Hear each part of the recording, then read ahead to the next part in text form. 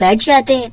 लेकिन अगले दिन सास ने दोनों बहुओं को सबक सिखाने का फैसला किया। अगली शाम रसोई से बर्तन धोने की आवाज आती है। दीदी, अभी तो हम रसोई में गए भी नहीं, फिर ये बर्तन धोने की आवाज कहाँ से आ रही है? चलो देखते हैं। दोनों अंदर जाकर देखती हैं तो अनुज बर्तन मांज रहा होता है, रोहन धो रहा होता है और बूढ़ी सास पार्वती खाना बनाने लगती है। ये देख उन दोनों को बड़ी शर्मिंदगी होती है। ये आप सब क्या कर रहे हैं? बहू, अब तुम दोनों से तो ना बर्तन धुलते हैं ना खाना बनता है, तो हमने सोचा हम खुद ही ये काम कर लेते हैं ताकि हमें रात की रसोई खाना तो नसीब हो। तुम दोनों जाओ और आराम करो। नहीं माँ जी, हमें माफ कर दीजिए, हमारी रहते आपको ये सब काम करना पड़ रहा है। हाँ माँ जी, हमसे भूल हो गई, हमें अपनी गलती का एहसास हो चुका है। अब से आपको कभी शिकायत का मौका नहीं देंगे। हमारे रहते हमारे पतियों को जूठे बर्तन और माँ जी आपको खाना बनाना पड़ रहा है। नहीं नहीं नहीं, आप सब बाहर जाइए, हम 1 घंटे में खाना बनाकर लाते हैं। अच्छा ठीक है, तुम कहती हो तो रहने देते हैं। चलो बेटा। माँ और बेटे बाहर आकर खूब हंसते हैं और एक दूसरे को आंख मार कर कहते हैं, मिशन सक्सेसफुल।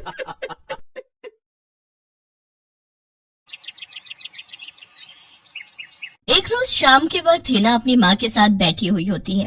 तभी वो अपने फोन में अपनी माँ को एक लड़की की फोटो दिखाते हुए कहती है, माँ ये देखो, ये लड़की कितनी मॉडर्न एंड टॉल है, ये मेरे भैया के साथ एकदम फिट बैठेगी।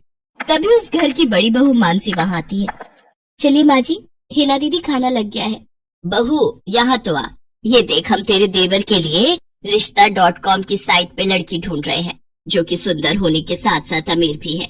अब तेरे गरीब मायके वालों ने दहेज के नाम पर 1-2 चीज पकड़ा दी बस, इसलिए अब मैं अपनी छोटी बहू अमीर खानदान की लाऊंगी जो कि भर भर कर दहेज लाए। हाँ, वो अपनी बड़ी बहू को ताने दे ही रही थी कि तभी उसका छोटा बेटा हितांश एक मॉडर्न लड़की के साथ घर आता है। उन दोनों के गले में वरमाला डली हुई थी। हितांश बेटा, ये लड़की कौन है? माँ ये जूली है और हम दोनों ने शादी कर ली है।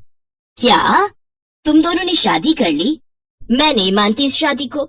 हाँ तो किसे फर्क पड़ता है आपके मानने या ना मानने से? वैसे भी वो कहावत तो आपने सुनी ही होगी कि जब मियाँ बीवी राजी तो क्या करेगा काजी। मैं जानती हूँ, जरूर इस डायन ने ही तुझे भड़काया होगा। मैं इस डायन को हरगिज अपनी बहू नहीं मानूंगी। भले ही आप ना मानो, लेकिन लीगली तौर पर मैं ही तो हूँ आपकी बहू। इसलिए अब जल्दी से जाइए और आरती की थाली लाकर मेरा गृह प्रवेश कीजिए। सास बेमन से अपनी नई बहू का स्वागत करती है। जूली हितांश के साथ अपने कमरे में चली जाती है। हे राम, माँ अपनी इस नई छैल छबीली के तेवर देखे, इसके तो रंग ढंग ही अलग है, बड़ा ही घमंड है इसमें। तू चिंता मत कर बेटी, कल इसका ससुराल में पहला दिन है, तुम देखना अगर मैंने भी इसका घमंड चूर चूर नहीं किया तो। अगले दिन सुबह हितांश के पिता यानी जूली के ससुर अपनी पत्नी से कहते हैं, हमला देखो तो सुबह के 10 बजने को हैं और ये नई बहू अभी तक अपने कमरे में सोई पड़ी है और आज इसका रसोई में पहला दिन है और ये अभी तक अपने कमरे में है। तुम रुको जी, अभी मैं इसकी खबर लेती हूँ। नई बहू, अरे ओ नई बहू। कुछ देर बाद जूली वहाँ आती है। क्या बात है मम्मी जी, क्यों सुबह सुबह इस घर को मच्छी बाजार बना कर रखा है? छोटी बहू, ये क्या तरीका है अपनी सास से बात करने का? हितांश, हितांश जरा बाहर आना तो। अब क्या हुआ जूली डार्लिंग? तुम चुपचाप से अपने बाप को समझा लो कि वो मुझसे तमीज में रहकर बात किया करे। पिताजी, आपने सुना जूली ने क्या कहा? नालायक, इस दिन के लिए पैदा किया है क्या तुझे कि तू अपनी बीवी का जोरू का गुलाम बन जाए? बस आपसे ही सीखा है पिताजी। जूली की सास खाने की लिस्ट नई बहू के हाथ में देती है और कहती है, ये ले, ये तेरी पहली रसोई की लिस्ट है, आज तुझे ये सब खाना हम सबके लिए बनाना है। और हाँ, उसके बाद किचन की साफ सफाई भी कर देना। सासू माँ, ना तो मैं खाना बनाऊंगी और ना ही सफाई करूंगी। बहू आई है घर में, कोई काम वाली बाई नहीं जो उसे आते ही काम बता दे। भले ही ससुराल में मेरा पहला दिन हो, लेकिन इस पहले दिन से अब आप लोगों की जिंदगी बदलने वाली है। तो मेरी प्यारी ननद जी, पहले तो आप इस घर की साफ सफाई करोगी और सासू माँ आप बनाएंगी खाना, और वो भी मेरी पसंद का। मैं ये सब नहीं करूंगी, समझी? देवरानी जी, ये सब क्या कह रही हैं आप? हम इस घर की बहू हैं और ससुराल वालों का ख्याल रखना हमारा फर्ज है।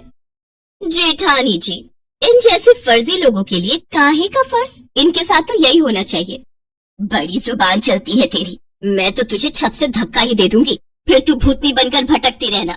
और ये हो गई आपकी कही बातों की सारी रिकॉर्डिंग। अब अगर सासू माँ हरे भरे जंगल में एक शांत तालाब था जहाँ हर चीज में सुकून बहता था। लेकिन उसी तालाब के किनारे एक बूढ़ा कमजोर सारस अकेला बैठा था, भूखा और थका हुआ। पास ही रहती थी चुलबुली तोता चिड़िया टिली, जिसने सारस की हालत देखकर चिंता से भर उठी। अचानक आसमान से एक बुद्धिमान बाज उतरा, मानो कोई उम्मीद लेकर आया हो। टिली ने बाज से कहा, कृपया इसकी मदद कीजिए।